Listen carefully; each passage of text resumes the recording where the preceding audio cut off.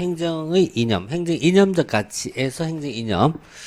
사상에서는 행정 이념이 있고요. 그 다음에 공익이 있어요. 공익도 행정 이념인데 공익이 있고 그 다음에 이제 행정 문화 뭐 이런 것이 이제 들어가 있는데요. 이념이란 부분에서는 직접적으로 출제가 되는 부분은 많지가 않아요. 이것 역시. 근데 이제 우리가 이제 다음 강론을 공부할 때 전부 다 베이스로 작용하는 내용들이 많기 때문에 역시 그런 의미로 정리합니다. 이념이란 말을 이제 먼저 정리할 때요. 이념이다. 또 어떤 사람은 가치라고 불러요. 행정이 가치 이렇게 부르게 돼요. 그래서 이념 옆에다가 가치 이렇게 같이 적으세요. 행정의 이념 또는 행정의 가치. 그럼 행정의 이념이나 가치란 말은요. 행정이 추구하는 본질적으로 추구하는 가치, 지도정신 이걸 행정의 이념이라고 불러요. 그러니까 행정이 지향하는 방향입니다. 행정은 무엇 때문에 존재하냐 이거예요. 무엇을 위해 존재하냐 이게 행정의 이념이죠.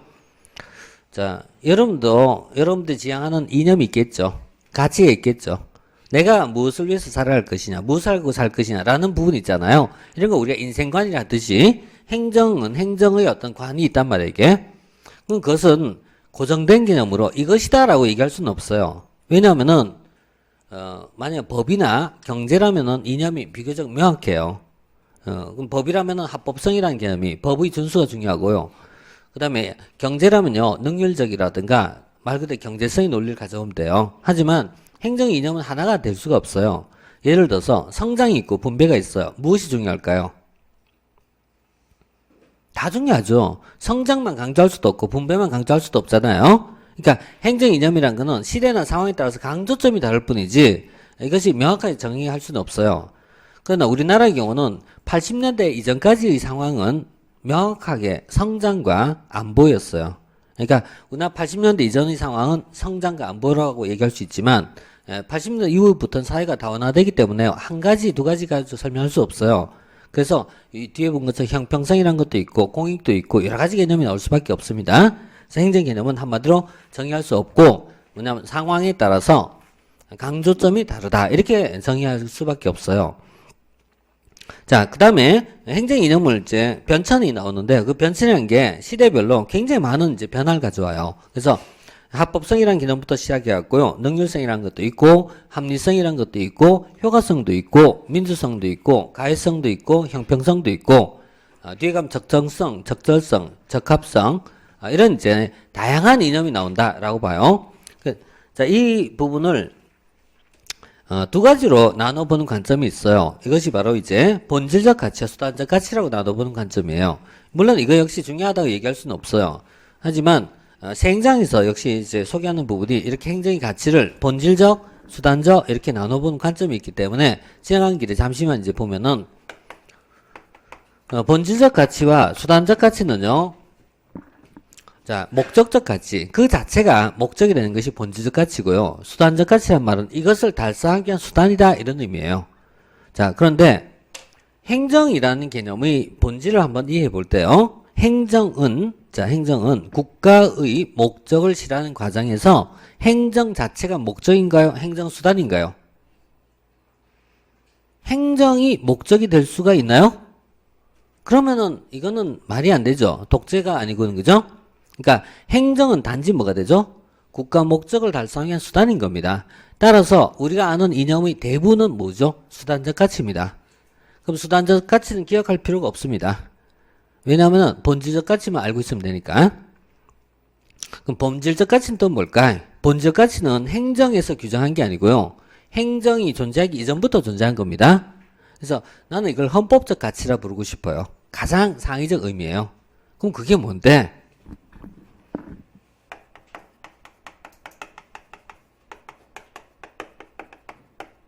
이런 말로 압축이 되는 거죠. 자유, 평등, 정의 이런 것이 어떻게 보면 가장 궁극적 개념이에요. 그래서 자유나 평등이나 정의가 있어요. 여기 조금 더 붙이면 공익과 형평성 이렇게 보시면 돼요.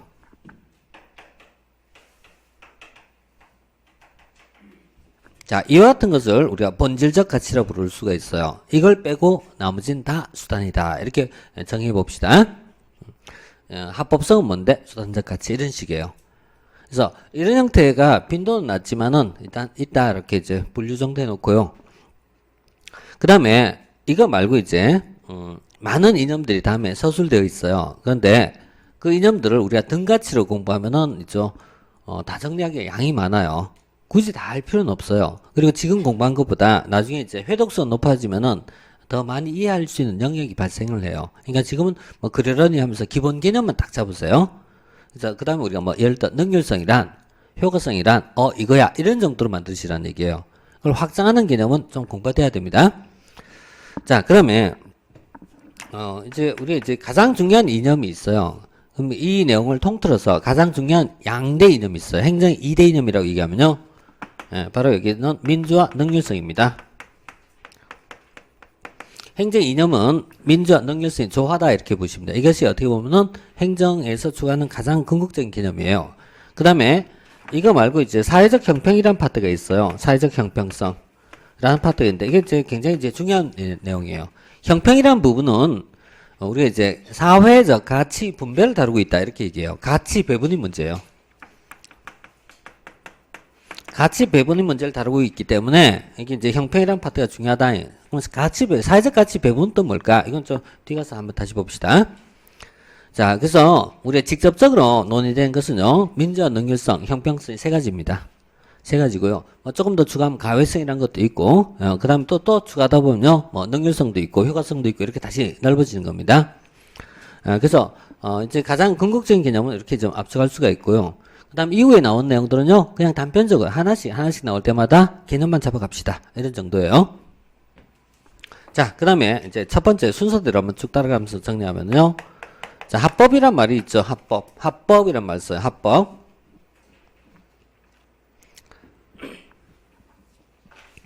자, 합법이란 말은요, 리걸러티란 말은 자체는요, 우리가 이제 그대로, 용어대로 해석해주면 돼요. 그러니까 이것이 뭐냐면, 법이에요, 법. 법의 뭐죠?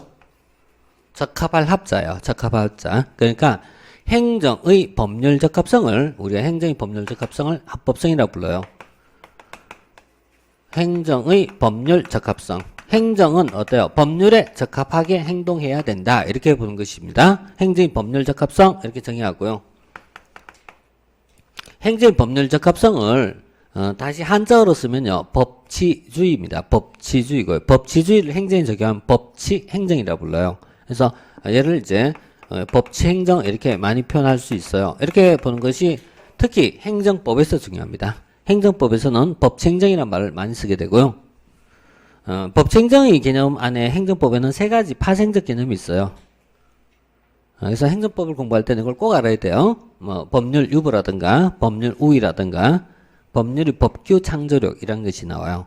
이런 것이 행정법에서 중요한 내용이고, 그 다음에 합법성은 장점과 단점을 다 같이 내포하는데,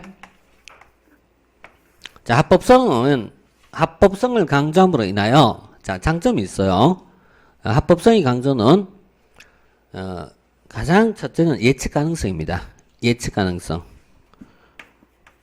예측 가능성. 자, 합법성은 법대로 하면 된다. 그럼 어때요? 다음에도 똑같은 형태에서 똑같은 상황이 처리가 되겠죠? 그리고 또 하나가 법적 안정성이라고 해요. 법적 안정성. 법적 안정성. 이 법학에는 있잖아요. 안정성이라는 것과요. 구체적 타당성이라는 것에 대한 조화라는 게 있어요. 뭐냐면 법은 있잖아요. 두 가지 논리가 있어요. 악법도 법이다. 이렇게 얘기하는 사람이 있어요. 악법도 법이다. 들어본 적 있나요? 악법도 법이다. 그래서 나는 독주를 마시겠다 이렇게 본 거예요. 이건 법적 안정성입니다. 그런데 우리는 악법에 대해서 항거해야 된다라는 것이 또 있습니다. 이런 건요 구체적 타당성입니다. 그래서 법학은 이 두 가지가 늘 딜레마예요 이게. 자, 그래서 이 예측 가능성과 법적 안정성은 이 합법성이 가장 큰 장점이에요. 그리고 하나 더 쓰면요 평등 대우입니다. 법 앞에 평등이라는 말 써요. 누구나 법 앞에 평등하다. 그래서 평등 대우입니다. 이런 것이 합법성의 장점이라고 얘기할 수 있고요. 그러나 합법성은 장점만 있는 게 아니라 단점도 있어요. 법을 너무 지키면은 법만 지키려고 합니다. 그리고 그 다른 일은 절대 안 하려고 합니다. 이것을 법률 만능주의라고 부르죠. 법률 만능주의가 있어요. 법률 만능주의는요, 난 법에 있는 대로 했다. 난 법대로 했다. 어쩔래? 이러는 게 법대로 했다. 어쩔래? 다른 거 안 해요. 절대 안 해요. 이런 것이 바로 이제 무사안일주의로 빠져요. 무사안일주의. 무사안일주의. 무사안일주의. 이게 이런 게 이제 법률 만능주의나 무사안일주의가 나와요. 복지부동이란 말이 있어요. 복지부동. 복지부동. 배복자에다가요, 땅지자요. 그러니까 복지부동하면 어때요? 땅에다 벼를 딱 붙이고 절대 움직이지 않는 거예요. 그래서 눈치만 싹 보고 있는 거예요. 다음에 정권이 누가 될지 잘 모르잖아요. 그럼 어때요? 복지부동이야. 그래서 정권이 말기가 하면 꼭 나온 것이 복지부동이에요. 그래서 좀 더 심하게 하면 복지안동이라고 불러요. 딱 배만 붙이고 눈알만 움직인 거야. 딱딱딱. 복지안동, 복지부동. 이런 게 공무원이 일하지 않는 행태를 비꼬는 말이에요. 지금 얘기한 게. 자, 이런 부분이 이제 나올 수 있고요. 그 다음에 법만 지킴으로써 역시 나오는 현상 중에 하나가 동조광이란 말이 있어요. 용어는 나중에 정리해도 되니까 들어본 적만 있다고 하세요. 예, 법만 지키는 것 중에 하나가 동조광이라고 있어요. 지나치게 법규만 지키는 것을 이렇게 표현해요. 그 다음에 이제 또 하나의 의미는요. 사회는 변하고 있어요. 변하고 있는데 이 변화에 대해서 법만 지키면요. 변화에 대한 대응력이 떨어져요. 그래서 변화에 신축적 대응을 못한다. 이런 문제점이 있어요. 변화에 신축적 대응이나 적응을 하지 못한다. 그래서 법의 준수가 이제 장점으로 작용할 수도 있지만 변화한 시대는요. 법만 지켜서 되지는 않아요. 그래서 변화에 대한 신축적 정성이 떨어진다. 이렇게 얘기해요. 우리 이제 주위에 보면요. 이 합법성을 잘 지키는 사람이 있어요. 너무 지키면 뭐죠? 너무 지키면 뭐예요? 고지식하다고 보는 거예요. 고지식하다. 너무 안 지켜도 문제이고 너무 지켜도 문제인 거예요. 가끔씩 이제 도로 운전하다 보면 이런 거 참 많이 만나요. 진짜 법 지키는 사람이 있어. 진짜. 이렇게 했었잖아. 60딱 쓰였었어. 60서 했어. 도로교통판. 그럼 이제 해석하는 사람 두 종류가 있어요. 이렇게 해석하는 사람이 있고 이렇게 해석하는 사람이 있어. 이렇게 해석하는 사람은요. 최고 속도 60으로 이해해. 이 사람은 어때요? 최저 속도로 이해한 거야. 그래서 문제는 앞에 있는 사람과 뒤에 있는 사람이 해석이 다를 때 문제야. 에? 이 사람은 이걸 뭘로 이해한다? 최고 속도로 이해하고 이 사람 최저 속도로 이해해. 그럼 어때요? 경적 울리고 빵빵거리고 이제 그다음부터 난리 터진 거야 이게. 근데 이제 중요한 거는 60이 지켜야 하는 게 내가 위법하라는 얘기 절대 한 거 아니에요. 그게 아니고 도로를 운전하면 이제 흐름이 있어요. 남이 달 때는 달라야 되고 남이 쓸 땐 서야 돼. 그게 원칙이에요. 남이 쓸 때는 어때요? 무조건 같이 가야 돼. 그리고 남이 쓸 때는 어때요? 무조건 서야 돼. 이유가 있어. 그 앞에 보면 뭐 있어? 경찰이 단속하고 있어. 그래서 항상 이제 남과 따라서 움직여야 하자. 자, 이게 뭐냐면요. 신축적 대응입니다. 또 이렇게 오해하지 마세요. 내가 위법하라고 얘기 안 했어. 그게 아니고 이제 지키라 이런 얘기. 지키라. 뭐냐면은 기본선만 지키고 나머지는 어때요? 신축적 대응이 필요하다 이런 얘기. 그럼 합법성은 현대적 의미에서는 행정 이념이라 부르지는 않습니다. 부르지 않습니다. 왜? 이거는 그냥 기본이지 이념은 아닙니다. 이게 서구적 관점에서요. 특히 영미계통은 이건 그냥 당연한 거지. 이건 이념은 아니에요. 그럼 이거 왜 언급했을까? 나중에 얘가 뭐죠? 관료제의 장단점을 언급할 때 똑같은 방식으로 설명할 겁니다. 그래서 다음에 관료제 장점, 단점 똑같이 나와요. 자, 그 다음에 더 들어가면요. 공식성인 장단점이라는 게 있어요. 여기서 또 한번 언급합니다. 그래서 3편 공부할 때 필요합니다. 그 다음에 이제 능률성인가요? 능률성. 능률성 있고 효과성 있죠. 능률 efficiency라고 표현해요. 근데 efficiency란 말을 어떤 사람은 효율이라고 쓰는 사람도 있습니다. 또 그렇게 번역했다고 틀리지는 않습니다. 사회에서는 능률과 효율을 구분하지 않습니다. 행정에서는 구별합니다. 행정에서는. 자, 그 이유는 잠시 다시 얘기할 테니까 능률의 일반적 의미는 무엇이다? 투입에 대한 산출의 합리적 비율을 능률이라고 정의를 내려요. 자, 능률이라는 의미는 뭐죠? 투입에 대한 산출의 비율 이렇게 정의합니다. 자, 투입에 대한 산출의 비율, 능률. 흔히 이런 말을 써요. 흔히 최소 투입으로, 최소 비용으로 최대의 산출을 얻겠다. 이런 말을 써요. 역시 사회적으로 그런 말 쓰는 거는 상관없습니다. 그러나 우리가 그렇게 쓰면 문제가 있어요. 왜냐면은 분모와 분자가 다 가변이 되면은 그거는 답이 나오지가 않아요. 그래서 정확한 표현은 어떻게 써야 돼요? 한쪽을 고정시켜 놓고 해야 돼요. 동일한 산출을 위하여 투입을 줄이거나 동일한 투입을 가지고 산출이 극대화를 가져오거나 이렇게 써야 정확한 표현이 되지. 다 바꿔보면 그건 이제 다 변수가 돼버리거든요. 그래서 투입에 대한 산출 비율을 능이라 부르고요. 이것을 조금 더 바꾸면요. 비용에 대한 생산이다. 이렇게 바꿀 수가 있고요. 조금 더 바꾸면요. 비용에 대한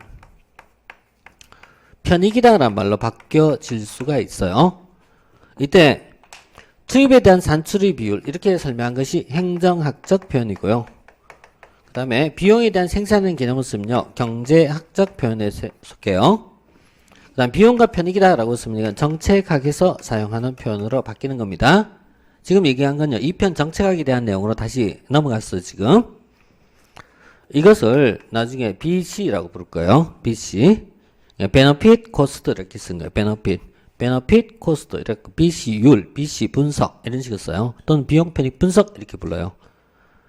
자, 지금 2편 내용까지 붙여가니까요. 다 정리는 안 해도 돼요. 하지만 투입의 산출이라는 의미만 지금 가져가세요. 자, 그럼 투입과 산출이라고 이제 표현했는데요. 이 말을 해석할 때는 세 가지 해석이 있어요. 근데 두 가지만 그냥 가볍게 얘기할게요. 자, 아까 얘기한 것처럼 뭐라고 했죠? 동일한 투입에 대하여 산출의 극대화. 그죠? 그래서 산출의 극대화를 얘기할 수 있고요. 또는 반대로 어때요? 동일한 산출을 위하여 투입이나 비용의 극사를 얘기할 수 있죠. 투입이나 또는 비용의 극소화를 얘기할 수 있어요. 둘 다 능률이에요. 다만 성격상 위쪽에 해당된 것을 적극적 능률이라고 부르고 위쪽을 소극적 능률이라고 부르고 아래쪽을 적극적 능률이라고 이렇게 바꿔 쓸 수는 있지만 뭐 다 능률이에요. 상관없어. 어느 쪽 쓰든. 근데 이 중에서 조금 이제 원래적 의미에 가까운 것이요. 요 위쪽이 조금 더 원래적 의미에 가까워요. 그래서 이걸 프레드릭슨이 이걸 경제성이라고 보통 번역합니다.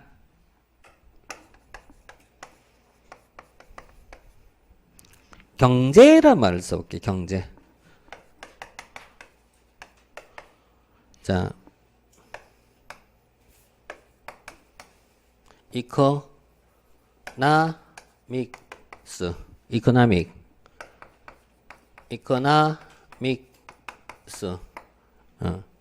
이코나미컬 이렇게 써요. 자, 이건 첫 번째. 이건 어떻게 해석하죠? 이코나믹, 경제적인.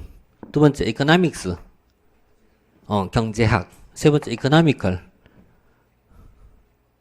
또 경제적인. 좀 이상하지 않아요? 그죠? 이 경제적인 거 맞아, 그죠? 이코노미컬 하면 전략하는, 전략하는. 경제의 어원이 어디서 나온 것이다? 전략하는 것이다는 게요. 자원을 절약하는 것이다, 아끼는 것이다, 이게 경제예요. 그래서 경제의 가장 기본적 개념이 뭐였다? 절약하자, 이런 얘기예요. 그러니까 경제성이 있다는 얘기는 어때요? 자동차 얘기하면요, 기름을 적게 먹는 차를 경제적인 차라 부릅니다.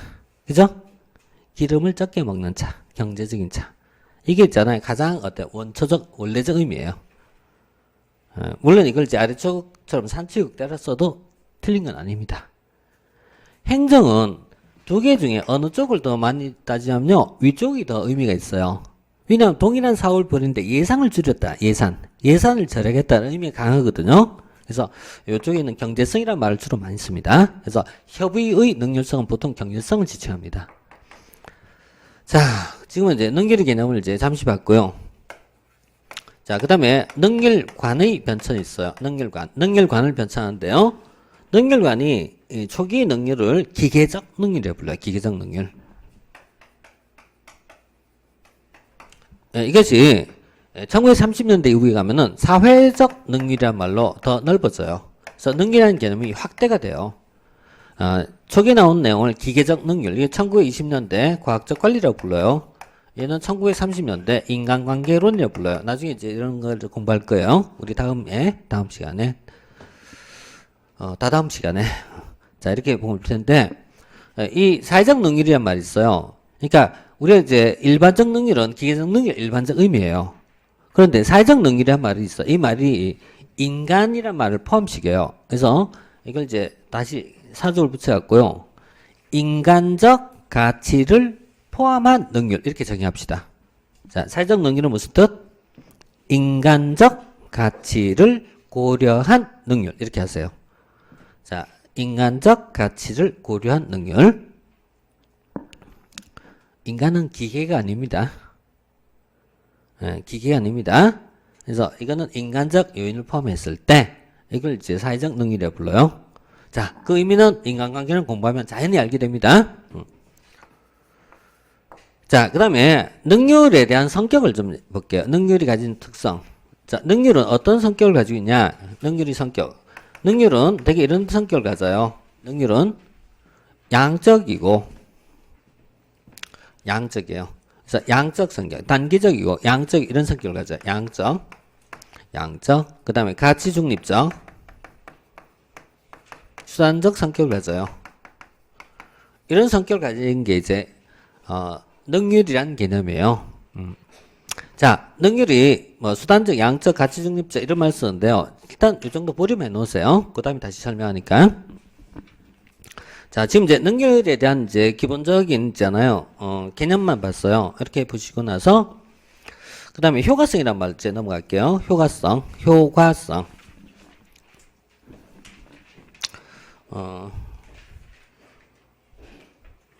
나도 전에는 이게 아니고 효과 이렇게 불렀어요. 근데 효과하다가 효과 처음에 되게 어색했어요. 근데 효과 한 100번이 넘어가니까요. 그거 원래 또 그런 것 같아. 언어란 건 참 습관이 들이기 나름인 것 같아요.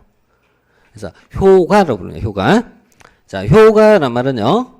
목표의 달성 정도. 예, 이거 꼭 알고 하세요. 목표의 달성 정도. 효과란 말은 뭐죠? 목표의 달성 정도.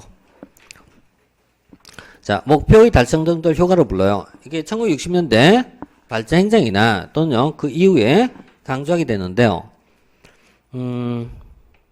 발전 행정에서는 이런 말이 있어요. 파이의 배분보다는 파이의 크기를 중시했다. 이런 말이 있어요.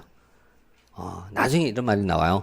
파이 배분이란 말을 쓰는데요. 배분이 아니고, 나누는 게 아니고 뭐죠? 크기가 중요하다. 이렇게 봐요. 그래서 효과라는 걸 강조하는데, 능률과 효과는 다른 내용이에요. 예를 들어서, 밑에 이제 사례를 하나 내가 만든 거 이거는, 도로를 건설할 때 비용을 얼마큼 절약했냐라고 물으면 뭐가 된다? 능률이 논리입니다. 그런데, 도로 건설로 인하여 교통소통이 얼마나 개선됐냐 물으면 이거 뭐죠? 효과의 개념이에요. 그래서 능률과 효과는 좀 뭔가 좀 다르다 이런 얘기거든요. 좀 다르다. 자, 그 다음에 효율성이란 말이 있어요. 효율성. 이걸 통상 생산성이라고 부르기도 해요. 생산성, 효율성이 있어요. 자, 여기서 잠시 이제 목표와 수단에 대한 내용을 잠시 볼게요. 목표가 있고 수단이 있어요. 수단. 자, 목표. 달성할 목표요. 그 다음 이걸 하는 과정이 수단이에요. 그러니까 목표란 거는 통상 어때요? 달성해야 될 부분을 얘기하고 그 다음 목표는 무엇이 바람직한가라는 판단이에요. 그래서 이런 것을 우리가 가치 판단적 개념 이렇게 불러요. 가치 판단적 개념. 그 다음 수단은요. 목표를 달성의 방법이 문제에 불과해요. 그러니까 가치 판단이 필요하다 필요 없다? 필요 없어요 이거는. 그래서 가치 중립적이라고 불러요. 자, 목표는 뭐죠? 가치 지향적 개념이에요. 어느 게 더 좋을까라는 문제예요. 그래서 가치 판단이 문제예요. 가치 판단적 개념은 우리가 통상 얘하고 비교할 때 양적이라고 부른다, 질적이라고 부른다? 우리 질적이란 말이 좋다, 나쁘다는 의미 아니라고 했죠. 질적이란 말은 단지 계량화가 된다, 안 된다 이 차이일 뿐이에요. 그래서 상대적으로 얘는 질적 개념이고 얘는 어때요? 양적 개념이 가까워요. 그 다음에 목표는 결과지향적입니다. 결과지향적입니다. 근데 수단은요. 결과가 아니고 중간에 과정지향적이에요. 과정지향적이에요. 그래서 우리가 방금 이걸 뭐라 했다? 목표의 달성 정도를 그죠? 목표 달성 정도를 뭐라고 했다? 효과라 불렀지 그죠? 효과. 그 다음에 자 수단적 개념, 과정적 개념, 가치 중립적 개념 이걸 바로 뭐라 불렀다? 능률이라 불렀죠? 그럼 능률과 효과라는 개념이 있어요. 어느 게 더 중요하다고 생각하세요? 능률이 중요해요? 효과가 중요해요? 만약에 그러면 이렇게 봐요. 전쟁을 치르고 있어요. 전쟁을 치르는데 적과의 싸움이 전투가 벌어져요. 이때는 뭐가 중요해요? 능률이 중요해요? 전쟁에서 뭐가 필요해요? 이겨야 되죠? 이때는 뭐가 중요해요? 이게 중요하겠죠? 그죠? 중요하겠죠? 그런데 전쟁에서 승리했는데 경제력이 파탄이 나왔고요. 국가가 망했어요. 그럼 또 이게 또 다르잖아. 그러나 일단 이것만 딱 비교하면 어때요? 효가 중요한 건 맞아요. 그런데 문제는 이거예요. 효과도 능률도 다 중요하다는 개념이 이제 등장하는 이유가 있단 말이에요. 효과도 중요하고 능률도 중요한 가장 중요한 이유가 있어요. 그 이유가 1970년대 뭐가 있었죠? 오일 쇼크가 뭘 가져왔죠? 재정 적자를 가져오죠. 그러니까 70년대 재정 적자가 나타나요. 재정 적자가 나타나니까 이제 뭐가 필요하냐면은 목표도 중요하지만 비용도 전략해야 되는 상황이 온 겁니다. 그래서 1980년대 이후에 신공공관리론자들이 강조했던 단어가 바로 있죠. 효과의 효, 능률의 율자 합쳐갖고 효율성 또는 생산성이라고 부르게 됩니다.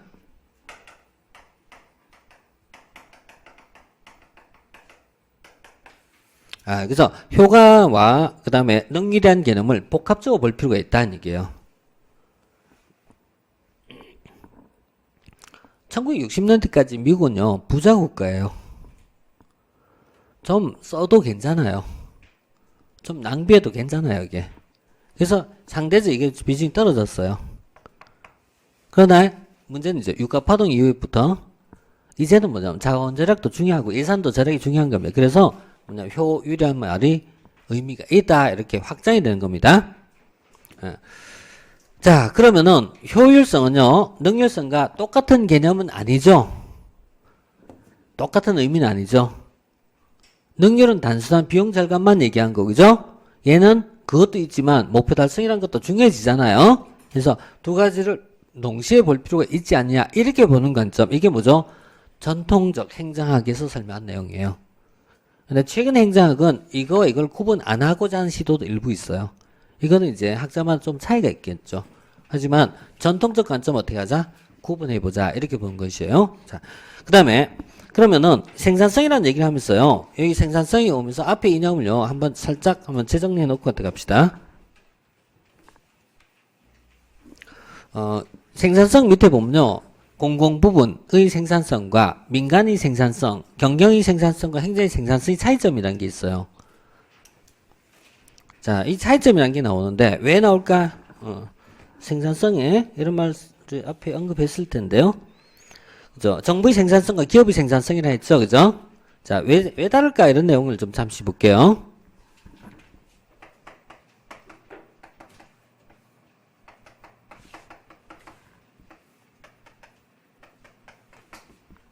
자, 투입이 있고요. 산출이 있고 결과가 있어요.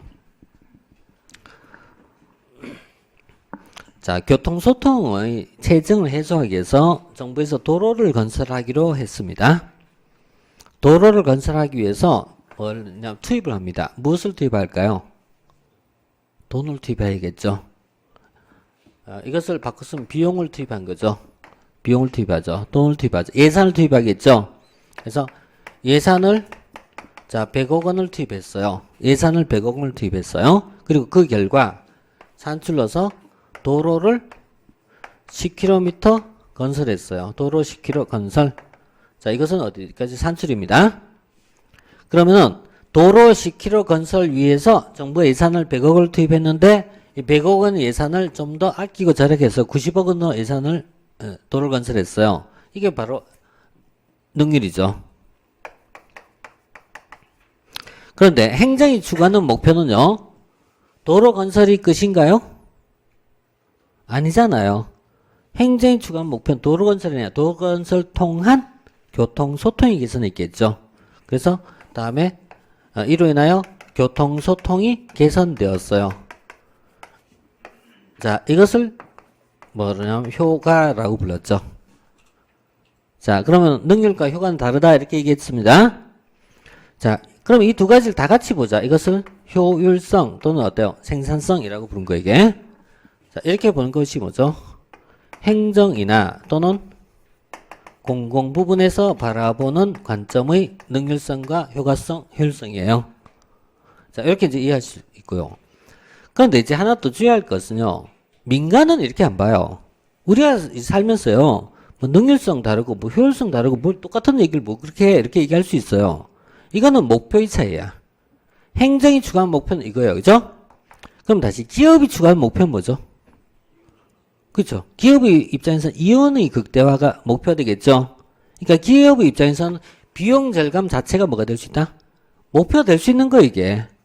그래서 이런 개념이 기업의 입장에서 봤을 때는 기업의 입장에서는 목표 달성도가 될 수 있기 때문에 생산성이나 능률이라는 개념은 효율이라는 말은 굳이 구분할 필요가 없어요. 그래서 이거는 뭐죠? 민간에서 다시금 경영에서 바라보는 관점이에요. 이제 민간에서 바라보는 관점은 생산성이든 능률성이든 효율성이든 그게 그거예요. 행정이 추구한 것처럼 목표 다원적이지 않거든요. 여기 목표 단일화되어 있거든요.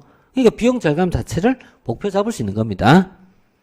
그래서 양자의 왜 차이가 나냐라는 것은요. 행정과 경영의 차이점이다 이렇게 보시면 돼요.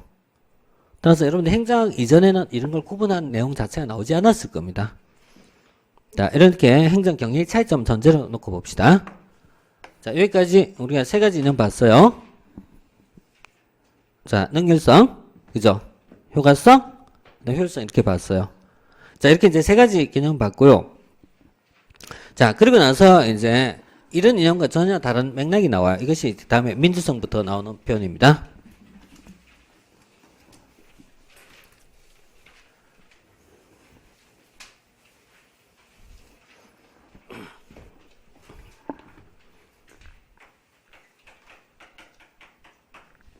자, 민주예요. 말 그대로 쓰면 뭐죠? 민이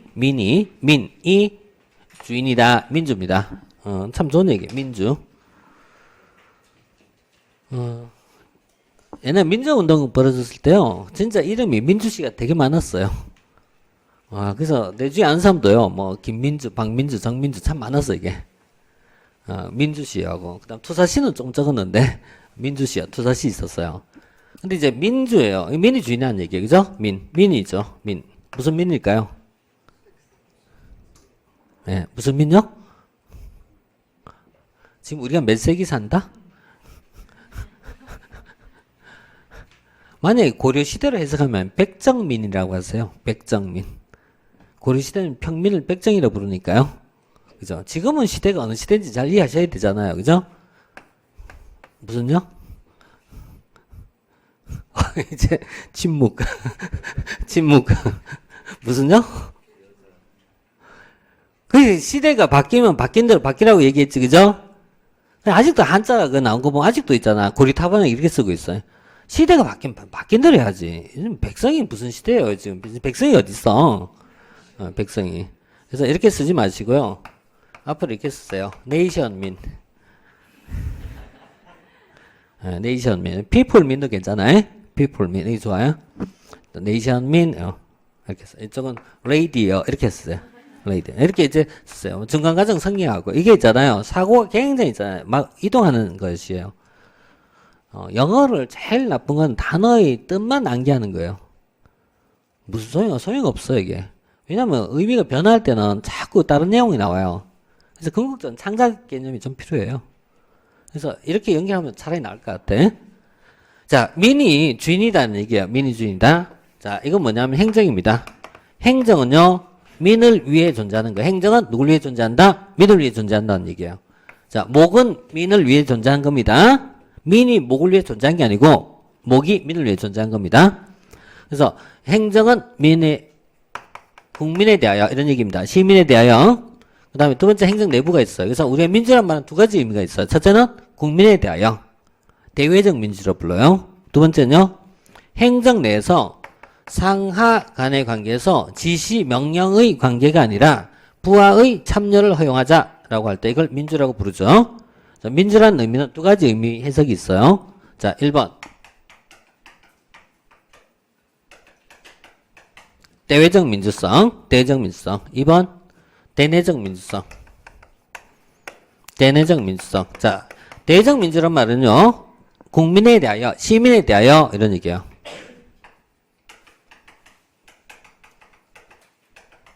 자, 이때 대외적 민주를 가능하기 위해서는요. 시민에 대해서 어떻게 행동해야 될까?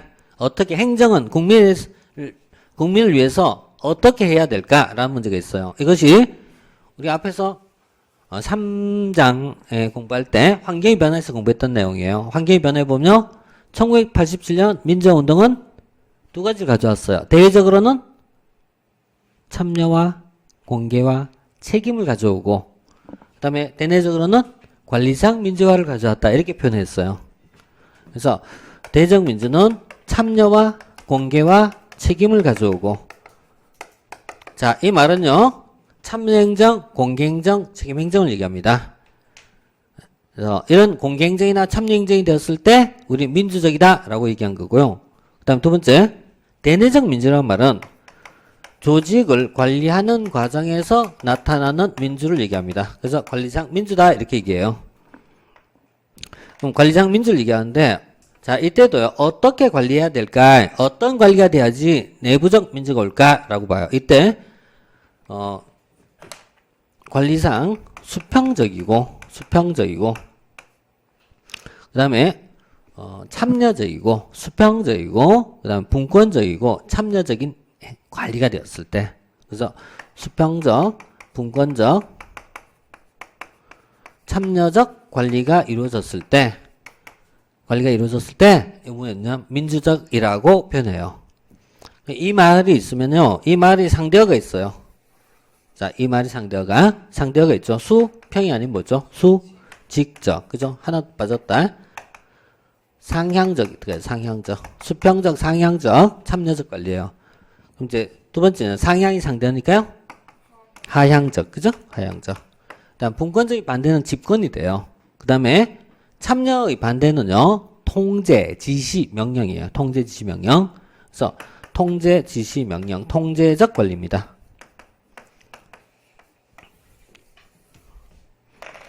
이때 수평적, 상향적, 분권적, 참여적 관리를요, Y 이론적 관리라고 부릅니다.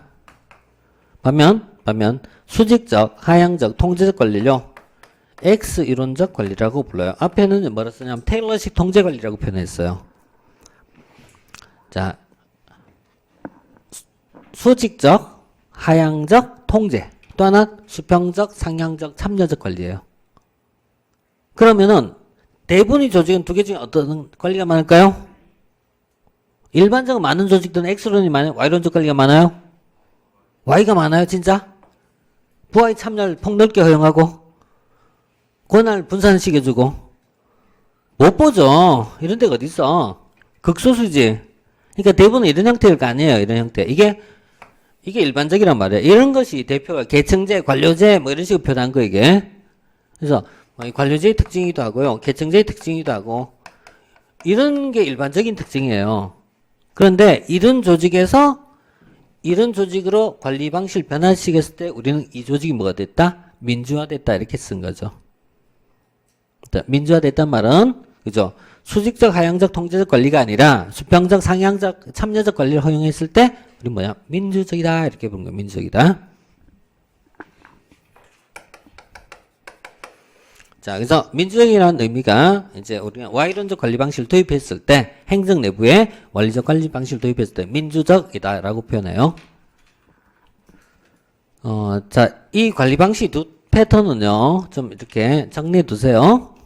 앞으로 X론 이름요, 우리가 자동 번역하세요. X론 하면 뭐였다? 통제, 지시, 명령, 이런 거야, 이렇게. 통제, 지시, 명령. 그런데 이런 방식이 됐을 때, 좀 더 Y론적 민주적 관리다. 그래서 나중에 이걸 우리가 엠비오 이론을 엠비오님, 오딘 이런 말이 나와요. 이런 말이 이제 최근에 이제 등장하면서 민주적 관리가 나옵니다. 자, 일단은 여기서요, 민주란 말 속에서는 이 두 가지 의미 차이점. 그래서 대외적, 대내적 민주란 말의 차이점.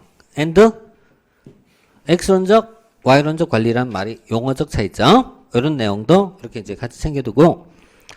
자, 그리고, 자, 교재 한번 볼까요? 161쪽에 상단에 보면요, 대내적 민주화, 대외적 민주화 방안이 있어요. 이때, 대내적 민주화의 방안에 속한 것이 방금 얘기했던 인간적 관리, Y론적 관리를 얘기합니다. 반면, 대외적 민주화가 있어요. 대외적 민주화에 속한 거예요. 책임행정이에요. 첫째, 책임행정. 자, 책임행정이 있고요. 다음에, 공개행정도 있죠, 밑에, 그죠? 있고. 그 다음에, 네 번째는 구제제도, 행정구제제도가 있어요. 이거는 뭐 행정법에서 좀 의미가 있는데, 일단 이런 것이 있고요. 그 다음에 관료제 대표성이라고 있죠. 자, 관료제 대표성. 이걸 대표관료제라고 부를 거예요, 앞으로. 대표관료제. 여기 이제 대외적 민주입니다. 자, 이 파트를 이해하는 것은 언제나 6편쯤 가야 이해가 됩니다, 이것도. 그 다음에 행정윤리가 있어요. 행정윤리, 공직윤리가 있어. 이 파트 역시 뭐죠? 대적 민주성입니다. 자, 지금은 체크만 하세요. 줄이라도 꺼놔야 나중에 알죠. 그죠? 시간 지나면요, 줄도 있잖아요. 어디 꺼야 되는지도 몰라요. 그래서 나중에 필요할 때 연결하게 될 거예요. 자, 그 다음에 민주화 능률성이 행정 여러 파트에서 실제 영향을 미쳐요. 그래서 행정 이론에서 Y론적, X론적 관리가 있고요. 인사행정에 가면요, 두 가지가 있어요. 역관주의와 실적주의라고 해요. 역관주의 이념은 무엇이다? 민주성. 실적주의 이념은요, 능률성. 이런 식으로 표현돼요. 또 이것이 재무에도 있고요. 지방행정에 가면요, 분권과 직권이라는 파트가 있어요. 중앙집권, 지방분권 이런 파트에서 다시 나타나요. 그래서 지금 얘기했던 민주화 능률은요, 행정의 모든 편제에 걸쳐 갖고요, 어떻게 영향을 준다 이런 얘기예요. 그 중에서 가장 대표적 표현만 지금 봤어요. 이 중에 시험에서 가장 많이 나온 거는 인사행정에서 말한 역관주의와 실적주의입니다. 자, 이렇게 이제 보고요. 그 다음에 소셜 에쿼티란 말 볼게요. 형평성. 형평이란 말은 이제 보다시피 교재에도 양이 상당히 많아요. 형평성과 합리성 둘 다 이제 양이 참 많은데 골치 아픈 내용을 좀 해놔야 돼요. 이념 중에 제일 어려운 파트가 형평과 합리라는 개념입니다.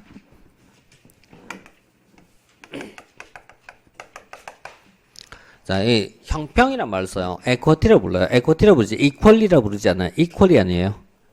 예, 형평이란 말이 똑같다는 얘기 아니에요. 이거 똑같다는 얘기 아니에요. 이퀄이 아니고 뭐죠? 에쿼티 이렇게 불러요. 그러니까 사회적 형평이란 말을 쓸 때는요, 각자에 맞게 이런 얘기예요. 각자의 처우에 맞게 이걸 형평이라고 불러요.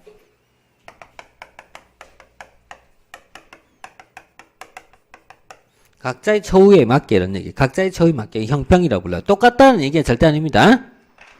똑같다는 의미 아니고 형평이란 말은 각자에 맞게, 각자의 처우에 맞게 이런 얘기예요.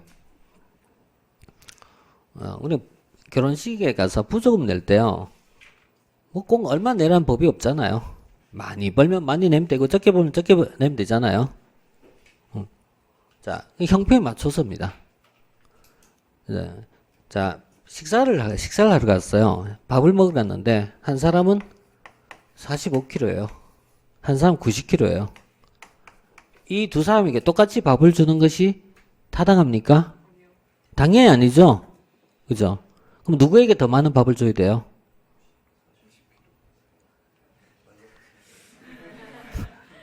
아, 당연히 여기 많이 줘야죠. 이건 살 쪄야 되고 이쪽은 살 빼야 되니까 이거는 당연히 반 그릇 줘야 돼요.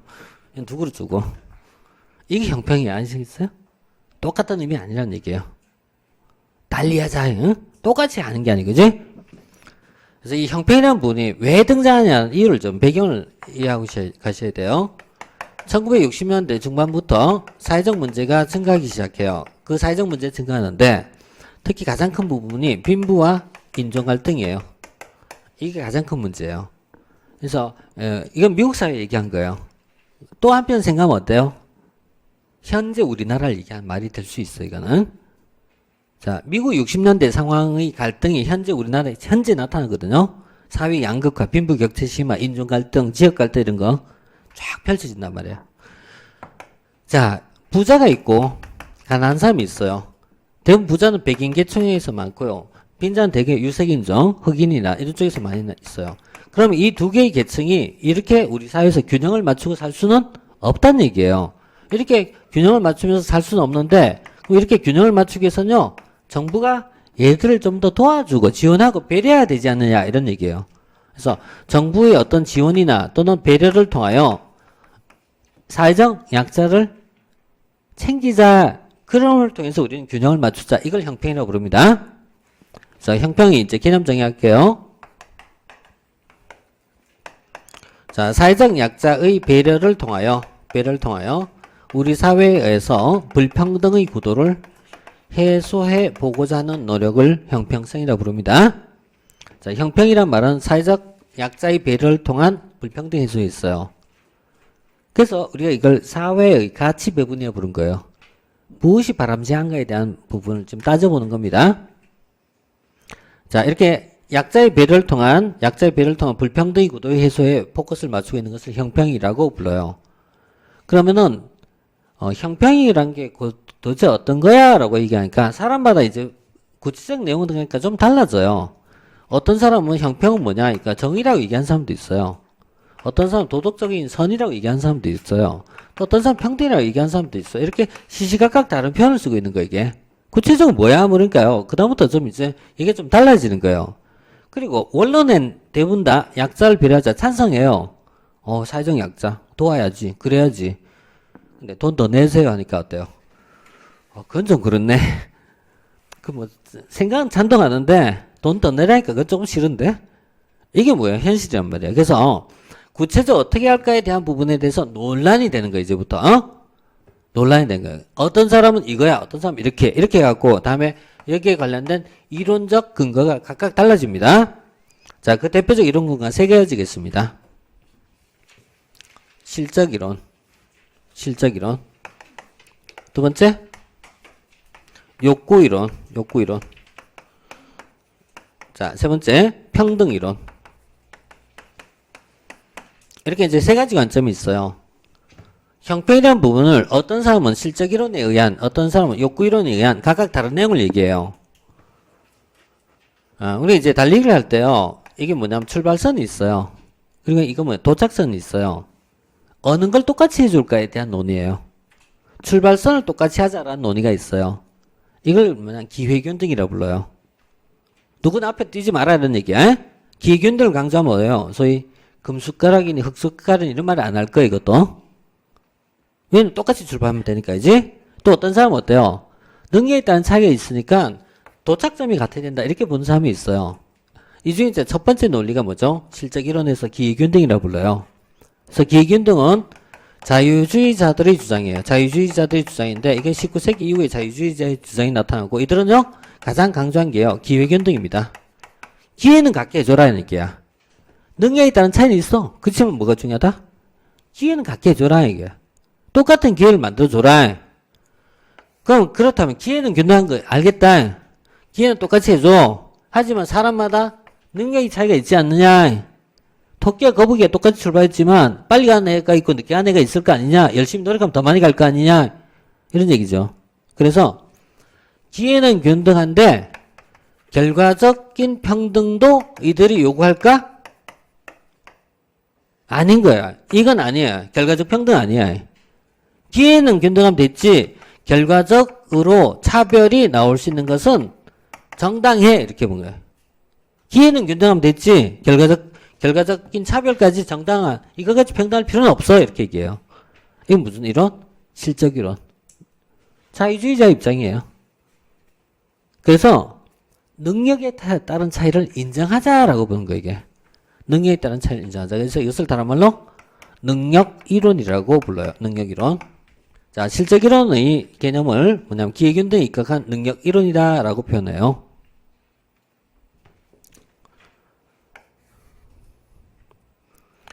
자, 그 다음부터는 어렵네요. 욕구 이론과 평등 이론은 사회주의자의 관점이 반영되어 있습니다. 그래서 결론적으로 얘기하면 대충 얼버무리려고 그래요. 이걸 따지니까 책마다 서로 다른 주장이 나오고, 그러면 내가 내 말이 맞다는 주장을 펼치면서 반박을 해야 되고, 반박하려면 시간만 걸리고, 수험생은 시험에 이 문제가 관련이 없으니까. 그래서 그 다음부터는 사회주의 관점이 다 포함되어 있다. 다만 어떤 사람이 더 순수 사회주의, 어느 쪽이 좀 더 절충주의냐, 이 차이가 있어요. 어쨌든 사회주의 관점에 이거는 욕구란 말을 뭐라 쓰냐면요, 원어가요, 욕구를요 need라 불러요. 자, 영어적 표현에서요, need란 말하고요, want란 말이 있고요, want. 또 하나가 뭐예요? demand가 있어요, 그죠? 의미상 차이가 있어요.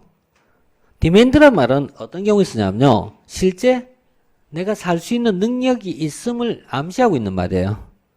우리가 수요란 말 쓰는 게. need란 말은요, 능력이 없는 사람이 원할 때는 이걸 니드라고 불러요. 니드. 그러니까 약간 의미 좀 차이가 있어요. 그래서 사회보장적 용어예요. 이거는 사회보장 있을 때. 그래서 여기서 욕구이론 니드예요. 니드. 그러니까 니드는 말하잖아요. 이 사람이 최소한의 서비스 수준을 유지해라 이런 얘기예요. 그래서 욕구이론 또는 이것을요 니드 또는 필요라고 불러요. 필요이론 이렇게 부르는데 이 니드라는 것이 욕구이론이 얘기한 것은요 최소한의 사회적 욕구의 충족이 필요하다는 얘기예요. 최소한의 사회적 욕구. 최소한의 욕구의 충족이 필요하다 이렇게 보는 입장, 사회주의 입장입니다. 평등이론은 평등은 이게 더 어렵네요. 19세기, 18세기 평등과 20세기 평등이론이 개념이 좀 차이가 있어요. 그래서 형식적 평등과 실적 평등이라는 개념이 여기에 들어와요. 그래서 좀 복잡해요. 그래서 그냥 이제 수험정원 공부할 때 어떻게 하자? 둘 다 사회주의 관점이 있다 이렇게 정도만 하세요. 이렇게 좀 보시고. 자, 그러면은 자, 실적 이론은 이제 다시 이제 정리하면 뭐죠? 기획운동을 강조하는 입장이다. 사회주의 입장이다. 이렇게 정리했어요. 그 다음에 욕구나 평등은 다 같이 어때요? 사회주의 관점이 많이 반영되어 있다. 그리고 여기서 뭐죠? 결과적 측면에서 최소한 보장이 필요하다. 이런 개념이 강해요. 그러니까 이쪽은 어때요? 기획운동, 이쪽은 결과적 측면을 강조한다. 이렇게 이해하고 가십시오.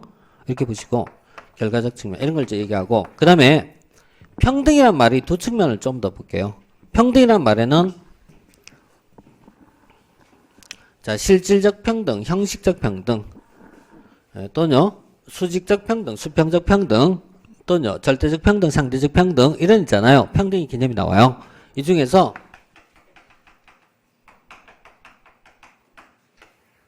이 두 가지만 다른 평등은 필요 없어요. 우리는 요것만 알고 있으면 돼요. 수평과 수직. 수평적 평등이란 말 써요. 수평적이란 말은요. 같은 것은 같게. 동등한 것은 동등하게. 수직이란 말은요. 다른 것은 다르게. 자, 그래서 수평과 수직의 의미야. 수평이란 말은 동등한 것은 동등하게 해줘라. 이걸 말 그대로 수평적으로 이해해요. 동등한 것은 동등하게. 인간으로서 권리를 강조할 때는 수평이 많이 나옵니다. 정치적 표현을 할 때는 수평이 많이 나옵니다. 대표적 케이스가요. 원맨 원보트예요. 남녀노소 빈부 격차 관계없이 모든 사람에게 한 표. 이게 뭐죠? 수평입니다. 똑같이 하는 겁니다. 똑같이. 수평적 평등. 그 다음에요. 우리가 세금을 낼 때는요. 조세본 비례세라고 불러요. 비례세. 이런 개념이 있고요. 그 다음에 수익자 부담주의가 있어요. 수익자 부담주의가 명확하게 안 들어오면요. 고속도로 통행료 하면 돼요. 고속도로 통행료. 고속도로 통행료는 부자나 빈자나 관계없이 어때요? 똑같이 내는 겁니다. 부자라고 두 배 내지는 않습니다. 수직은요. 조세에서 얘기할 땐 누진세라고 불러요. 누진세는요. 세율이 높아지는 거예요. 고소득자는 그래서 이렇게 본 거야. 부자가 있고요. 이 수직이잖아요. 부자가 있고 빈자가 있어요. 얘와 얘가 똑같은 세금을 부과한 것은 타당하지 않다. 그러니까 얘는 조세를 많이 부과하고 얘는 조세를 적게 부과해야 되지 않느냐. 그래서 얘는 중과세가 필요하다면 아래는요. 면세가 필요하지 않느냐. 이렇게 보는 입장을 뭐냐면 수직이라고 부른 거예요. 이걸 뭐냐면 누진세입니다. 자, 누진세는 동일한 것이 아니라 소득에 따라 많이 내고 적게 내는 차이를 얘기하죠. 그 다음에 통행료를 감면하는 경우가 있죠. 고속도로 통행료에서 통행료 감면이 있죠. 어떤 사람 하죠? 경차만 빼고 얘기하세요. 경차는 수평 수직하고 관계없어요. 경차는 정책적 배려예요. 정책적으로 경차의 소비를 유도하기 위해서 한 거고. 그죠? 그거 빼고. 장애인 경우에는 국가유공자 이런 경우 어때요? 통행료 감면이 오잖아요? 이런 것이 여기에 되고. 그 다음에, 우선주차 있잖아요. 주차장에 보면. 장애인 우선주차 있죠? 이런 게 다 어때요? 여기 속한 거예요. 수직적입니다. 왜? 동등하지 않은 사람에게 동등하게 처우한 것이 잘못이란 말이에요, 이게. 다른 사람이 달리 처금해야 되지 않냐? 라고 보는 관점. 이것을 얘기합니다. 그래서 수평과 수직은 응용력이 좀 필요해요. 응용력. 다음에 대표 관료제가 있습니다. 대표 관료제. 자, 이런 내용이 이제 수직입니다. 응용력 한번 만들어 봅시다. 그냥 아주 쉽게 이런 거 해볼게요. 전국의 모든 대학생에게 등록금을 감면시켰습니다. 수평일까요? 수직일까요? 모든이 단석이지? 모든. 똑같이 한 겁니다. 이땐 수평이죠. 그죠? 그렇지만 농어촌 출신에게 등록금을 감면시켰습니다. 이건 수직이죠. 차이점 이해되겠습니까? 자, 이렇게 이제 두 개 정리하세요. 자, 그 다음에 여기까지만 해도 이제 뻑뻑한데 드디어 롤스가 등장합니다. 롤스. 정의론.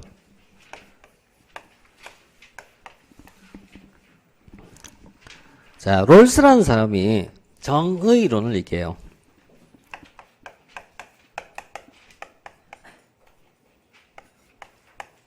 정의예요. 롤스는 정의론을 얘기하는데요. 롤스는 정의를 정의합니다.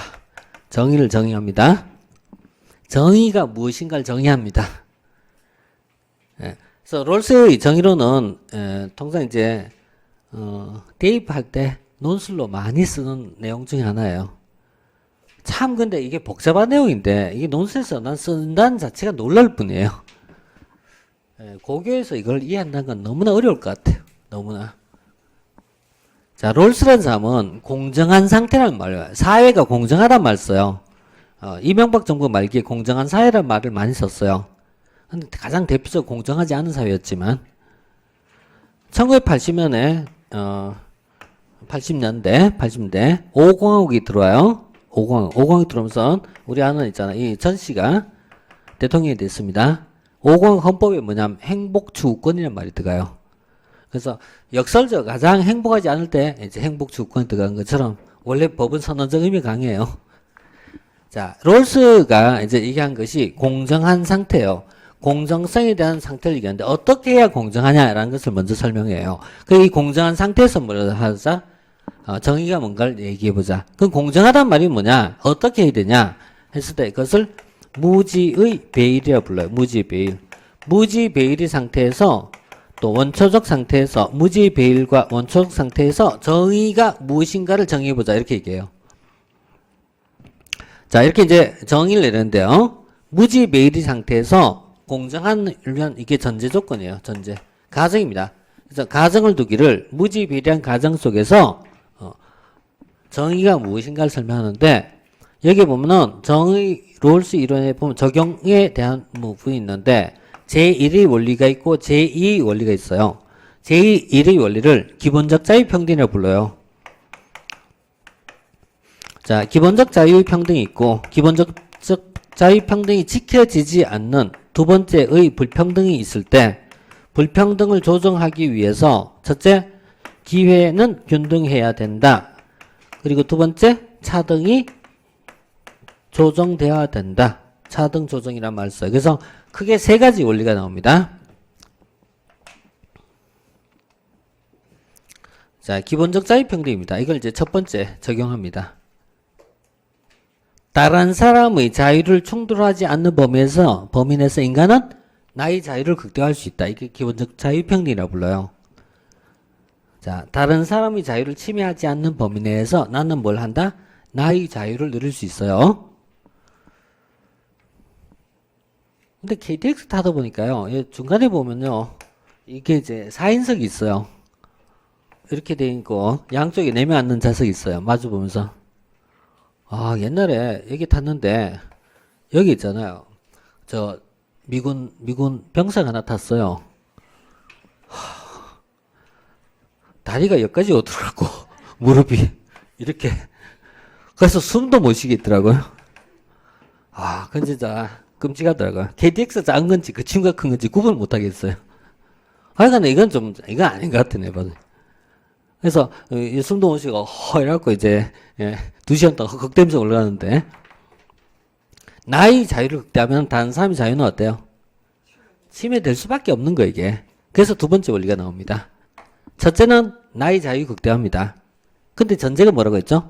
다른 사람의 자유를 침해하지 않는 범위 내에서요.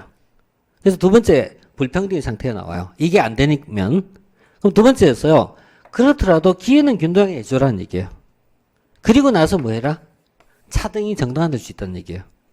그럼 차등이란 건 마지막에 정당화되는데 차등의 조정도 전제가 하나 또 있어요. 최소 극대화라고 불러요. 최소 극대화. 이 말은 가장 약자를 우선 배려해라. 약자를 우선 배려한 이후에 차등이 정당화될 수 있다라고 얘기합니다. 그래서 차등은 타인의 자유를 침해하지 않고 마지막 단계에서 최소 극대화. 가장 약자를 우선 배려하고 나서 정당화될 수 있다. 차등이. 그래서 최소 수혜자를 맥시 민이에요. 최소 수혜자를 우선 배려라. 이렇게 선배려가 나와요. 이게 이제 롤스 정의론의 이제 기본 틀이에요. 알듯 말듯. 롤스의 철학이 담긴 이 표현을요. 자, 우리가 5분 만에 이해하면 롤스도 싫어해요. 그렇잖아요, 이게. 그래서 이게 글자만 외워서 들어가는 내용은 아니거든요. 사실 고민을 하면서 이게 들어와야 될 내용이에요. 그럼 사실은 어때요? 우리가 오늘 1시간 동안 이걸 같이 고민해야 될 용어예요. 그죠? 그래도 모자라면 1시간 더 해야 되는 거예요, 이게. 그래도 답이 안 나올 수 있는 내용이에요. 그러나 이제 우리는 객관식이니까요. 그냥 풀어제끼면 됩니다. 걱정할 거 없어요. 답은 문제 딱 이렇게 나와. 무지배일이 뭐냐에 대한 문제. 두 번째, 적용 순서. 예컨대 1번과 2번이 충돌했어요. 무엇이 우선한다? 1번. 2번과 3번이 충돌해서 뭐가 우선한다? 2번. 이런 얘기예요. 그래서 여기는 하나, 둘, 셋, 넷 이 단어를 암기하세요. 기억하세요. 그냥. 기억하는 게 더 빨라요. 이해하려고 노력한 것보다 기억이 더 빠르니까. 그래서 1번, 2번, 3번에 있을 때 1번과 2번이 가치가 충돌하면 1번이 우선하고 2번과 3번이 충돌할 때 2번이 우선한다. 이런 얘기예요. 이게 적용 순서입니다. 그 다음에 무지배일이란 말을 쓰는데 이게 조금 어렵네요. 자, 비유를 이렇게 내가 이제 들어볼게요. 자, 법원에 가면은 이 판사가 있습니다. 법원의 판사는요, 원고가 있고 피고가 있을 때요. 원고 피고 있을 때 피고가 자기 딸이에요. 그럼 공정한 재판이 될 수 있나요? 당연히 안 되죠. 그죠? 원고가 자기 와이프야. 안 되죠. 그러니까 이 사람은 원고 피고부터 완전히 독립되어요. 중립성을 지켜야 되겠죠. 중립을 지켜야 되죠. 이것을 무지배일이라고 부른 거예요. 어느 한쪽에 속하지 않는 이런 얘기예요. 어느 한쪽에 속하지 않는. 만약에 한쪽에 속하면 법원에서 이걸 이렇게 했어요. 재판에서 재척이라는 말이 있고 기피란 말이 있어요. 이렇게 쓰는데 자, 다시 볼까요? 이걸 우리는 이렇게 본 거예요. 정책을 결정한 자가, 그죠? 정책을 결정한 자가 이쪽이나 이쪽 어느 편에 자기가 소속돼 있으면은 공정한 정책이 나올 수가 없단 말이죠. 이번에 종합부동산세 세율을 인상시키려고 해요. 그 기준금액을 10억으로 잡고 싶어요. 근데 내 재산이 얼마였다? 10억이야. 그럼 이 사람은 조정해갖고 11억으로 만들고 싶은 거야. 이게 사람 마음이거든, 이게. 내가 어떤 S회사에 대한 규제를 하고 싶은데 정책의 입장에서 내가 이 회사 주식을 10,000주 가지고 있어. 그럼 규제가 안 되잖아. 그러니까 정책의 결정자는 공정성이 요구되잖아요. 이 사람에게 공정성이 요구되는데 공정성은 어느 집단으로부터 벗어나야 된다라는 얘기예요. 참 어려운 얘기입니다. 참 어려운 얘기입니다. 강남에서 이사를 가셔야 돼요. 그렇지 않으면 강남에 대한 규제 정책을 펼칠 수가 없는 거예요, 이게. 무슨 말인지 이해돼요? 그래서 롤스 이론은 굉장히 좋은 말인 거예요.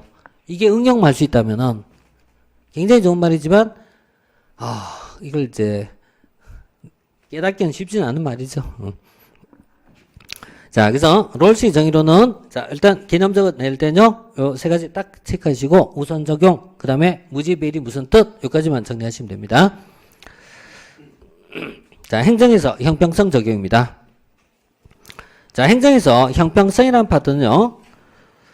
정책 결정에서 설명할 때 이걸 affirmative action, 적극적 조치라고 불러요. 그리고 관리상 공평성을 의미해서 대표 관리제라고 불러요. 그러니까 이 형평성이란 말은요. 나중에 어때요? 대표 관리제를 공부하면 또 나옵니다. 또 나오고 또 나옵니다. 이 부분이. 자, 미국에서는 이 affirmative action이라는 말이 아직도 적용하고 있습니다. 미국에는 이게 우선 적용하는 케이스가 이런 겁니다. 대학 입학할 때 현재 한 4번인가 5번 정도 판례가 현재 아직까지 살아 있어요. 대학에 입학할 때 백인과 흑인이 있잖아요. 동점을 받았어요. 동점. 누가 우선 입학한다? 이 사람 먼저 입학시키는 게 affirmative action입니다. 아직도 있습니다. 이거는. 지난번에도 한번 올라갔어요. 물론 얘가 제기했겠지, 그지?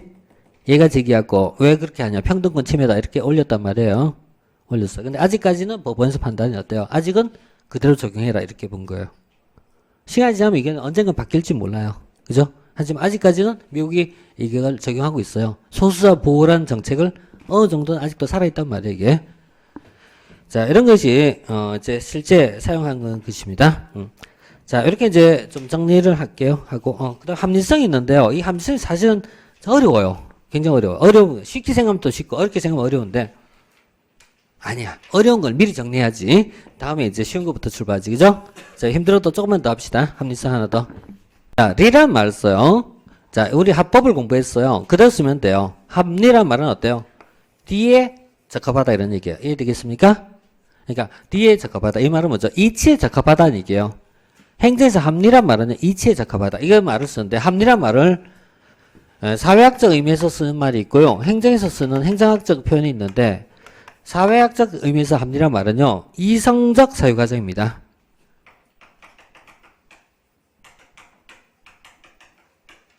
자, 우리 합리적이라고 얘기해요. 저분한테 얘기하면 굉장히 합리적 일을 처리해. 이렇게 얘기해요. 그럼 그 합리가 뭔데? 합리가 뭔데? 이것은 어때요? 사적인 감정을 배제하고 이성적으로 보자 이런 얘기예요. 감정적으로 보는 게 아니라 이성적으로 보자 이런 얘기예요. 반면 행정학에서 합리란 말은요. 목표 달성을 위한 수단 적합성이에요. 목표 달성을 위한 수단 적합성을 합리라고 표현합니다. 자, 목표 달성을 위한 수단 적합. 자, 이걸 합리라 부르고요.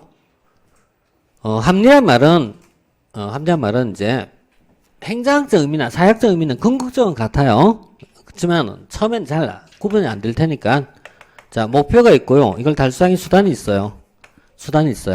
그럼 목표를 달성하기 위해서 수단이란 게 여러 가지 수단이 있어요. 이 중에서 어떤 수단이 가장 목표 달성에 있어서 적합하냐 이렇게 묻는 거예요. 여러 가지 수단인데 이 중에서 어떤 수단이 가장 적합하냐 이걸 뭐냐 합리라고 불러요. 여러 가지 기준이 있잖아요. 그래서 수업 시간에 계속 떠들고 시끄럽게 하고 그러면 얘를 어떻게 하죠? 운동장 돌리자 1번 2번 반성문 100장 쓰게 하자 3번 부모님 모셔오자 4번 죽을 때까지 두드패자 이게 말도 안 된다. 사진 다 찍겠지? 자, 이런 여러 가지 방안이 있어요. 그죠? 이 중에서 어떤 방안이 가장 적합하냐 이런 얘기예요. 어떤 방안이에요? 이게 우리 합리란 말이에요. 그러니까 가장 이성적 판단하자는 얘기예요, 이게. 그러면 예컨대 목표란 걸 무엇으로 잡냐에 따라 달라지는 거예요, 이게. 무엇을 잡냐. 만약에 전력 생산을 하자. 전기를 만들자 이런 얘기예요. 전기를 만들기 위해서 발전소를 건설하는데 얘가 자, 수력 발전소고 얘가 풍력 발전소고 얘가 원자력 발전소요. 또 뭐 조력도 있어요. 그럼 이때 어떤 수단이 가장 적합하냐 이렇게 묻는 거 이게. 여러분 어느 게 좋다고 생각해요? 원자력이 좋아요? 수력이 좋아요? 풍력이 좋아요? 그냥 이제 기분 내킨데 찍어서 얘기할래요? 그건 아니잖아요. 그죠? 이게 기준이 있어야 되잖아요. 그죠? 기준이. 그 기준이 뭐냐? 이걸 폴 디징은 이걸 5가지 설명한 거 이게. 기술적 측면에서 볼 것이냐? 정치적 측면에서 볼 것이냐? 경제적 측면에서 볼 것이냐? 법적 측면에서 볼 것이냐? 사회적 측면에서 볼 것이냐? 이렇게 5가지 기준이 나와요. 이 중에 기술적 빼고는 나머지는요. 그냥 정치, 경제, 사회, 법, 우리 사회의 분류 방식입니다. 그래서 기술만 여기서 살짝 기억해주고 나머지는요. 그냥 상식적으로 따라가면 돼요. 자, 기술적 측면에서 볼 것이냐. 이것이 목표 달성에 대한 수단 적합의 가장 본질적 개념이에요. 그래서 얘는 중요한 게 뭐냐. 목표 달성이 중요한 거예요. 기술은 뭐가 중요하다? 목표 달성을 중시해요. 목표 달성을 중시하기 때문에 앞에서 봤던 뭐하고 비슷하다? 효과란 말과 유사한 의미를 가집니다. 자, 두 번째 정치적. 이건 좀 어려우니까 보류할게요. 경제적 측면. 경제적 측면이란 말은요, 가장 뭐가 적게 드는 것? 비용이 적게 든 거를 얘기합니다. 가장 어때요? 비용이 적게 든 것. 다시 하면요, 전기로 얘기하면 가장 발전 단가가 싼 것을 얘기해요. 그래서 경제 합리를 강조한 비용 절감이 중요한 겁니다. 이것을 우리는 앞에서 뭐라 썼다? 능률성이라 본 거예요. 능률성. 그래서 경제 합리는 다른 말로 뭐죠? 능률성과 똑같다 이렇게 보시면 돼요. 그 다음에 법적 합리가 있어요. 법적 합리는요, 자, 우리 이 글자에다가 바꿔주기만 하면 돼요. 자, 우리 뭐죠? 뭐라고 썼어요? 합리라 썼죠? 이 자리에다가 뭐 쓰면 돼요? 법 쓰면 합법성이 되는 거고, 이 자리에 경을 쓰면 합경성이 되는 거, 이게. 경제적 합리, 법적 합리, 기술 합리, 이렇게 되는 거예요. 그러니까 이거는 법률적 합성이 되거든요. 그래서 뭐하고 똑같다? 합법성과 다를 바 없는 거, 이게. 사회적 합리는요, 사회 전체와 관련된 파트예요. 사회적 합리가 있다는 얘기는 뭐죠? 사회 전체. 그래서 개인이 아니라 사회 전체의 통합과 관련될 때 그걸 사회적 합리라고 불러요. 개인이 아니라 전체적 통합과 관련될 때 사회적 합리라고 표현해요.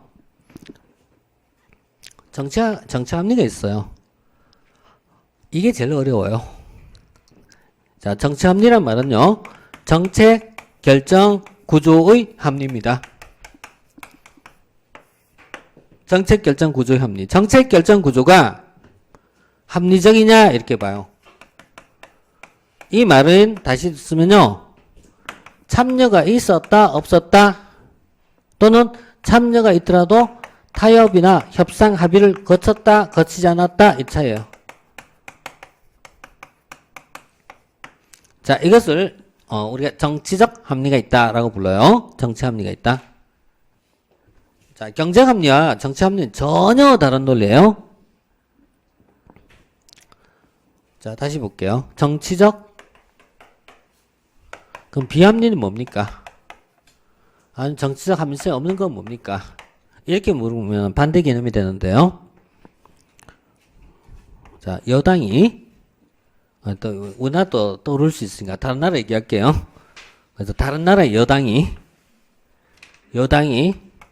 야당의 반대를 무릅쓰고 얘가 날치기 단독 통과를 했어요. 날치기 단독 통과를 했어요. 그럼 여당이 날치기 단독 통과를 했으면요, 이게 법적으로 위법일까요? 위법은 아니에요. 단칭이. 정상적으로 의사봉 두드리고 다수 의원이 와 있으면 위법이라 하진 않아요. 하지만 어떤 것을 거치지 않았죠? 참여 안 시켰죠? 타협 안 했죠? 이거 뭐예요? 비합리적인 거예요. 정치적 비합리가 있다는 얘기는요, 상대를 무시하고 하면 이게 뭐예요? 정치 합리성이 없는 겁니다. 그래서 이런 문제가 있잖아요. 중요한 부분이 되는 거예요. 중요한 부분. 자, 방사능 폐기물 매립장이 있어요. 현재 방사능 폐기물 매립장이 어디 있는지 아세요? 경주 이전에 부안에서 저기 먼저 했었는데, 그때 할 때 어떻게 했냐면은 밀어붙이다 보니까 주민이 반대했어요. 강행했어요. 강행하다 보니까 어때요? 막 시장 있잖아요. 뭐 달걀 뜯어맞고 난리였어요. 그래서 결국 무산됐어요. 그리고 지금 그 다음에 뭐냐면 주민투표를 거쳤어요. 그래서 경주 주민투표를 거쳐갖고 전국 4개 후보 중에서 경주 1등 해갖고 거기에 간 거예요. 물론 국가 지원을 엄청 받았어요. 그래서 그 경주에서 공무원 엄청 뽑았어요. 아주 좋은 시절이었어요. 근데 이런 거란 말이에요. 과거에는 어때요? 경제적 논리만 따진 거예요. 가장 좋은 점, 가장 어때요? 비용이 싸게 먹히는 점을 찾았어요. 근데 최근에 오니까 어떤 문제 있다? 주민 무시하고 일방적 강요하니까 반대가 너무 심한 거예요. 이게 정책 합리죠. 그래서 정책 합리란 말이 왜 중요하냐라고 하면은, 최근의 사회적 문제 해결 방식은요, 경제 논리를 안 되는 게 너무 많습니다. 너무 많습니다. 하지만 지금 이 케이스에서요, 우리가 통상 원자력을 채택하는 이유는 이 중에 어떤 합리성을 기준으로 잡았을 것? 경제 합리를 기준 잡은 거죠. 원전을 선택한 이유는 경제 합리를 기준 잡았죠. 그럼 독일에서 원전을 폐기한 이유는 경제 합리를 기준 잡지 않고 다른 기준을 잡았으니까 그렇게 됐겠죠. 정책을 결정할 때는 한 사람이 하나의 기준만 있는 게 아니란 얘기입니다. 어떤 경우에는 정치적, 어떤 경제적, 어떤 적인 법적 여러 가지 요소가 다 필요하단 말이에요. 사회 다양성 설명하고 있어요. 그래서 이게 우리가 좀 고민할 부분이기도 해요. 자, 지금은 뭐 때문에 얘기했을까? 2편 정책 결정을 공부하기 위한 예비학습입니다.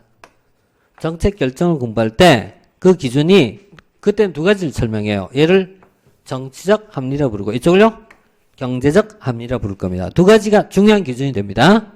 그래서 때로는 정치 합리가 필요할 수 있고 때로는 경제적 합리가 필요할 수 있습니다. 이것에 대한 이해를 위해서 먼저 본 거예요. 그리고 참고로 이것을 나중에 점정 모형이라는 것을 통해서 이쪽은 주로 합리 모형을 통해서 나중에 설명하게 됩니다. 이런 내용이 나중에 이어지기 때문에 지금 한 입장에서 한번 들어는 봤다 정도만 들어 놓으세요. 이 정도 하시면 될 것 같고. 자, 합리성은요, 방금 얘기했던 폴 디징을 얘기했잖아요. 그러면 마나임과 사이먼과 베버나 림버린 필요하지 않습니까? 물론 필요할 수는 있습니다. 확률적으로 보면요, 98%가 이쪽에 나오고 한 2%에서 3% 이쪽에 나올 겁니다. 그래서 중요한 걸 얘기한 것이다. 이렇게 보시면 되겠죠. 자, 여기까지 해갖고요. 우리가 이제 가해성 앞두고, 이제 합리성까지 봤어요. 행정 이념에서는요, 뭐 봐야 되냐면요, 지금 다 정리 안 해도 돼요. 기본 개념부터 딱딱 정리해 놓으세요. 능률성이란? 능률성이란? 투입에 대한 산출의 비율이다. 그죠? 효과성이란?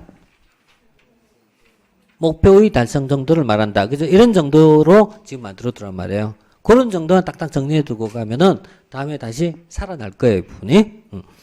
자, 여기까지 보고요. 우리가 가해성부터는요, 다음 시간에 하도록 하겠습니다. 오늘 뒤에 갖고 좀 많이 길게 해버렸죠? 네. 자, 어쨌든, 자, 수고했습니다.